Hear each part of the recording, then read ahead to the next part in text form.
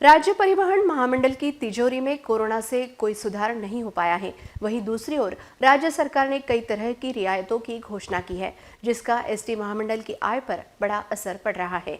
मौजूदा समय में सिर्फ एसटी से स्मार्ट कार्ड धारक ही ज्यादा सफर करते नजर आ रहे हैं।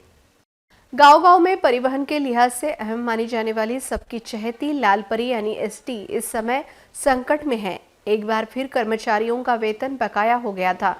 अब कर्मचारियों के वेतन का भुगतान राज्य सरकार कर रही है। बावजूद इसके परिवहन निगम की दुर्दशा खत्म नहीं हो रही है। राज्य परिवहन निगम की ओर से पिछले कुछ दिनों से एसटी महामंडल का राजस्व बढ़ाने के प्रयास किए जा रहे हैं। साथ ही सभी चालकों को यात्रियों की संख्या बढ़ाने का लक्ष्य दिया गया है। लेकिन दूसरी ओर राज्य सरकार द्वारा शुरू की गई विविध रियायत योजनाएं इसमें बाधा बन रही हैं, जिसमें 75 वर्ष से अधिक आयु के वरिष्ठ नागरिकों के लिए निःशुल्क यात्रा योजना, 65 से 75 वर्ष के आयु वर्ग के नागरिकों के लिए 50% छूट योजना तथा विद्यार्थियों के लिए विविध योजनाओं के चलते बड़ी संख्या में रियायत धारक हो गए हैं। अब हाल ही में राज्य सरकार ने महिलाओं को बजट में बस यात्रा में 50% की छूट दी है।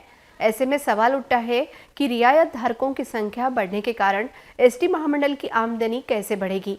इन दिनों एसटी बसों में केवल रियायत धारक, वृद्ध व्यक्ति, महिलाएं तथा छात्र बड़ी संख्या में यात्रा करते दिखाई दे रहे हैं।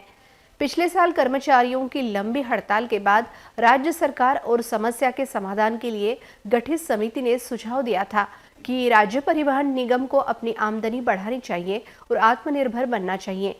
हालांकि सब कुछ उपाय योजना करने के बाद भी एसटी महामंडल अपना गतवैभव प्राप्त करने में सफल नहीं हो रहा है।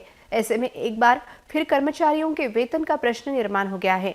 निजी लग्जरी बसेस के प्रति लोगों का बढ़ता रुझान, एसटी बसों की खस्ता हालत, अधिकारियों की मनमानी प्रबंधन तथा राज्यकर्ताओं की केवल लूटपाट की भूमिका के चलते एसटी महामंडल के भवितव्य का प्रश्न निर्माण हो गया है।